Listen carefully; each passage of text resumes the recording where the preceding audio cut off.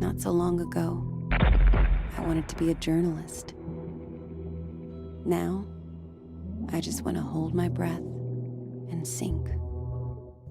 At first glance, Two Rock, Arizona is merely a backwater town occupied by little more than tumbleweed in a few rows of houses. But very little is as it first appears, and all it takes to reveal As Dusk Falls' many layers of storytelling depth is one small, decade-spanning tragedy.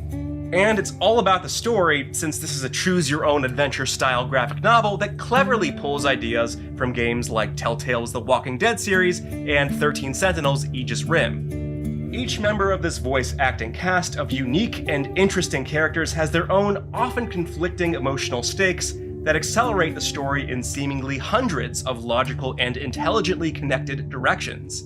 Through the powerful and often far-reaching consequences of your own actions, this small town is gradually unveiled as a powder keg full of secrets, vices, and familial bonds that run far deeper than any outsider is initially led to expect.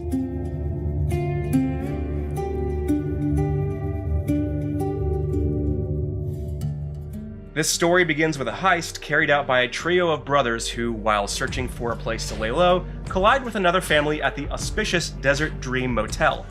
You initially alternate between the soft-spoken youngest brother, Jay, and Vince, a married father who can either care more about his troubled professional history or his family, depending on how you choose to play him. The voice acting is several steps above competent, featuring familiar names like Deus Ex's Elias Tofexis and Returnal's Jane Perry, just to name a few, and each character is played with believable conviction. For a game with this much melodrama, very little of it is played awkwardly, and that's a huge positive. What's your name? Vince. He's got a family. Family man, huh? I get that. This orange-hued art style certainly harkens back to shows like Breaking Bad, and the painterly finish is reminiscent of Disco Elysium as well. Some might take umbrage with his art style, but arguably, that's what makes it stand out so well against other story-focused games, where the uncanny valley might make it a little too difficult to take certain scenes seriously. But once I got used to it, my imagination began to fill in the gaps between frames. As a result, I remembered many of these scenes in much richer detail than they actually appeared. For example, this guy was a little more animated, this car chase was a little more thrilling, and this scene was so much more bombastic than it looks on screen. It might be a tough sell, and your mileage may vary, but it well speaks to the sort of person whose brain lights up during a good D&D session. These characters and their motivations can vary wildly depending on the order of actions you choose, such as confronting a mugger with a shotgun or attempting to reason with him. Everybody has their own view on Two Rock and its history, and if the story begins to paint one non-player character as a villain, things rarely stay that way for long. This moral tug-of-war is constant here, and you may just want to play the 6-hour campaign several times. Not because you need to, but because taking different paths and exploring these wildly different stories is so satisfying. Please. So no one gets hurt. It's great that As Dusk Falls points out which decisions are the big ones with a giant sign overhead, but don't just assume the most obvious choice will always have the desired outcome. These cascading events are a constant source of twists and turns, meaning things can spin out of control in ways you usually didn't intend, and practically none of the core cast is safe. It's also easy to jump back into a decision that didn't go your way if you're picky about how you want a playthrough to go. The likelihood you'll manage to see everything meaningful on the first run is slim to zero, and the availability of an 8-player mode where everyone gets to vote on decisions make As Dusk Falls much more of a party game than any other visual novel to date. People can even vote using their phones. In the right circumstances and with the right group of people, it could even be one of the most replayable visual novels to date. Fans of TV crime dramas would feel right at home in Two Rock, and the pace is so leisurely that even if your friends and family members aren't typically into video games, this could still be a great starting point for them. It's the storyline that's intense here, not the gameplay, and interaction is largely dominated by quick-time events and dialogue choices with countdown timers that are usually pretty generous. The meat of the story campaign is in exploring the plethora of story choices and then watching their often clever and sometimes tragic outcomes woven together with a story so well written that it might as well be on AMC. Whenever I try to talk about work, you switch off. I don't switch off.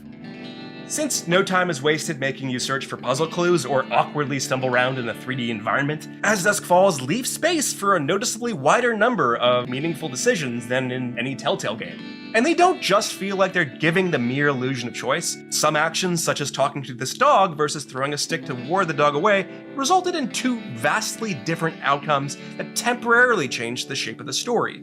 In another instance, a series of events led to one character's death early on, whereas making a totally different array of choices led to a completely different outcome near the end of the story.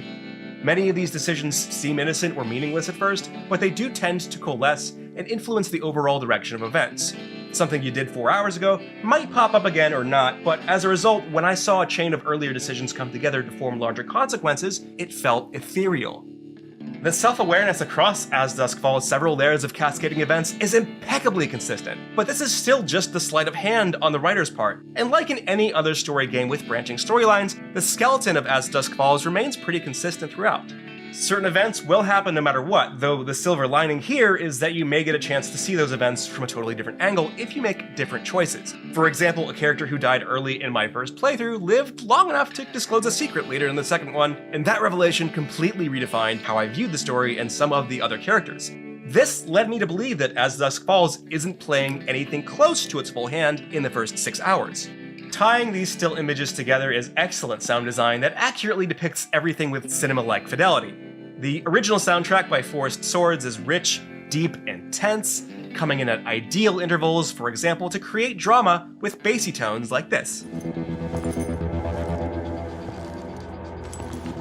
But the QuickTime events could be done a little more imaginatively, however, since they only ever really come down to the basic move a cursor or quickly tap a button prompts, and they tend to show up in some very strange places, such as scenes where your character is doing something as basic as packing boxes or mixing pudding or just doing nothing. At least it gives you something to do during quieter moments, but overall As Dusk Falls feels conventional in this area, and after having played Disco Elysium and 13 Sentinels, both of which took the whole concept of interactive fiction and turned it on its head in unique ways, it's safe to say that Interior Night wasn't exactly willing to go skydiving without a parachute during the getaway scene. Yes, that was a reference to Point Break. Anyway, it isn't reinventing the wheel, and its QuickTime events would be downright boring if the story wasn't so compelling.